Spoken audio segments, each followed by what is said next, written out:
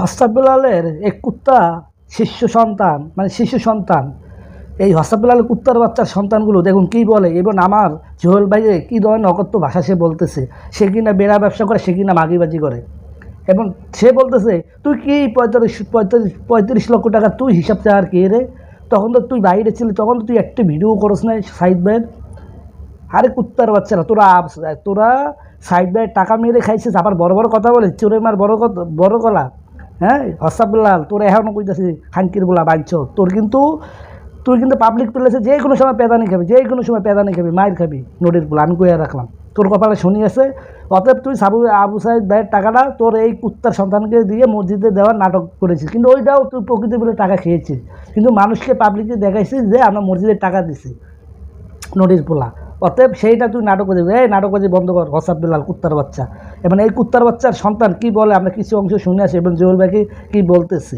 শুধু জুয়েলের জন্য তুই করে কেন বলতেছি, কারণ তার যে সম্মানের জায়গাটা বা তার প্রতি যে আমার একটা সম্মান ছিল, এই জায়গাটা সে রাখে নাই। যেই মানুষটা আমাকে কুত্তা বলতে পারে তাকে আমি তুই বলতে ভাববো না। হ্যাঁ রে নদীর পোলা, তোর কুত্তা কইব না, তোর কি কইব? তোর ভালো মানুষ কইব?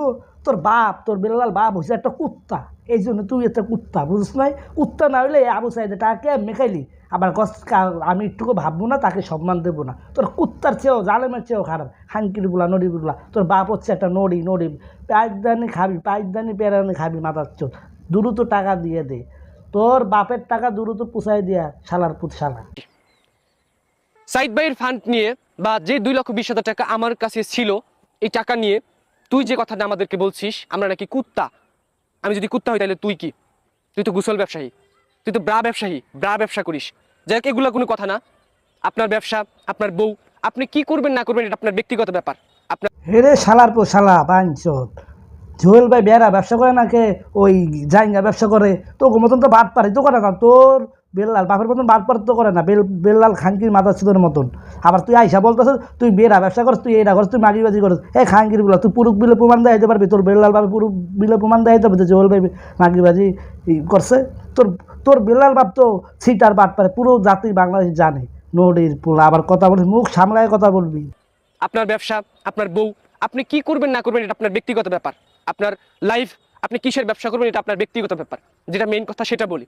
সাইদ ভাইয়ের ফান্ড সংগ্রহ করার জন্য আমরা যখন কিশোরগঞ্জ যাই, যখন পুরো বাংলাদেশ উত্তাল, যখন বাংলাদেশের প্রত্যেকটা মানুষ সাইদ ভাইয়ের জন্য পাশে দাঁড়াচ্ছিল, তখন ওই মুহূর্তে জুয়েল তুই কোথায় ছিলি?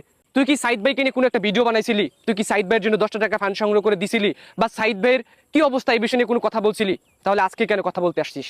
ওরে বান্দের পোলা, আজকে কেন সেই জোয়েল কথা বলতেছে? তোরা যে বাদ পারি সিটারি করে অসহায় রোগীর মানুষ টাকা খাইতেছ, এই জন্য জোয়েল আজকে কথা বলতেছে। আজকে আবার তুই বলতেছিস যেসব পুরো বাংলাদেশে উত্তাল ছিল, তখন তুই জোয়েল কোথায় ছিল? একটা ভিডিও বানাইছিল। আরে খানকির পোলা নদীর পোলা, তোরা তো বাদ পার সিটার।